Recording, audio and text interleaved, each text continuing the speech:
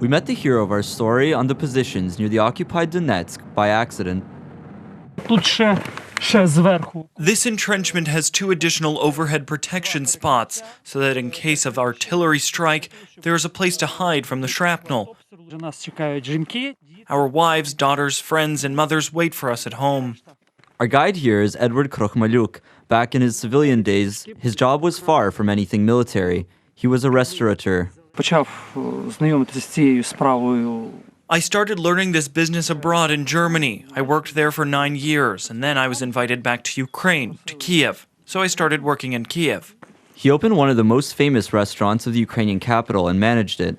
High-ranking officials and show business stars came to his restaurant, but the Maidan and war forced him to rethink his values. He himself came to the military enlistment office and asked to serve. At first, I felt pity and then anger at what they are doing to Ukrainians. This is what pushed me to make some decisions and devote myself to the fight for the fate of Ukraine. His wife Natalia awaits him back at home. They met when Russia has already started the aggression and when Eduard was already enlisted. She is from Crimea, has worked as a journalist for 20 years, and when the annexation happened, she moved from the occupied peninsula to mainland Ukraine.